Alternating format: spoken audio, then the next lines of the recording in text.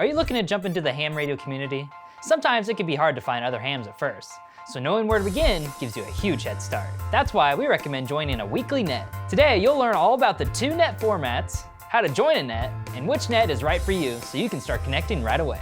To begin, let's define a net. A net is essentially just a meeting or gathering place for hams over an amateur radio network for information sharing or radio etiquette training. Most of the time, nets are regularly scheduled events, so you'll always know where to find them. There are 2 different types of net formats, formal and informal. A formal net is run by one user who is in control of the net. This user is referred to as the Net Control Station, or NCS. They are responsible for keeping the peace by passing traffic from one field operator to another and making sure other operators on the net aren't talking over each other. The flow of information in a formal net begins with the operator requesting permission from the NCS to speak and providing their call sign.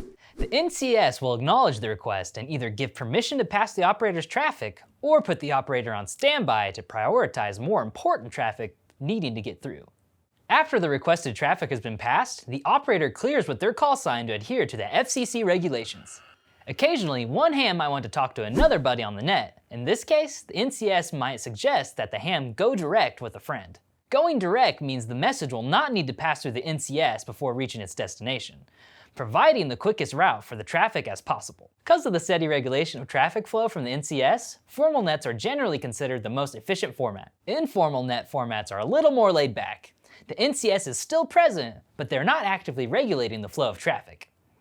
Essentially, they're on standby in case of a major event like a big approaching storm, and will be there to switch the net over to a formal format should the need arise. On a calm day, hams are free to chat without needing to bother the NCS first. To join a net yourself, you'll want to register your call sign and location with the NCS. If you're not a regular member of the net you're looking to join, wait for the NCS to request visitors and then check in with your call sign.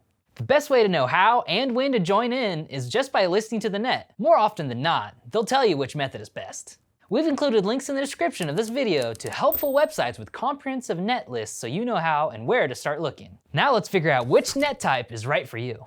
Information or training nets are the most widespread type of nets you'll find out there. These nets are great for teaching newer hams the ropes, how to pass traffic, make requests, and etc. They can also be used to give updates for upcoming events, so you might want to tune in from time to time to stay in the know, even if you're a ham veteran. A ragchew net refers to a network of at least 2 ham radios holding lengthy conversations in semi-formal to informal format. Think of it like a long phone call with the added possibility of other hams using the same frequency tuning in to join the conversation. The name ragchew comes from the idiom chew the rag, meaning to hold conversations freely and at length. As the name implies, topics for a ragchew net vary and are casual in nature, making good practice for the hams out there who tend to be shy on the air. Swap nets are more commercially focused and run in semi-formal format. They're a place for local hams to buy or sell equipment in a limited capacity. Due to FCC regulations, no price negotiations or detailed exchanges can happen in these nets. Instead, you're encouraged to simply name the item you want to buy or sell along with the price you feel comfortable with.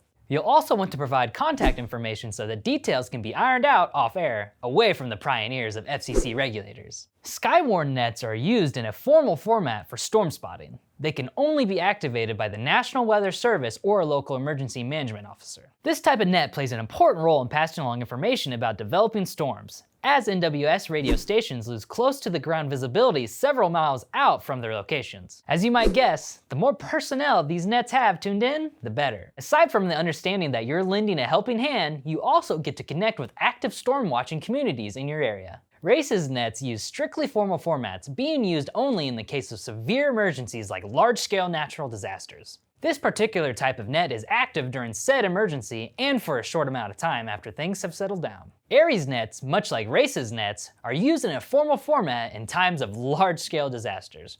Whereas RACES nets are utilized during a major event, ARES nets deal mostly with the aftermath. Things like cleanup or search and rescue are commonly handled over this net. There are lots of different nets out there, each one with a specific purpose and awesome community behind it. We hope this video helped you figure out which type is right for you.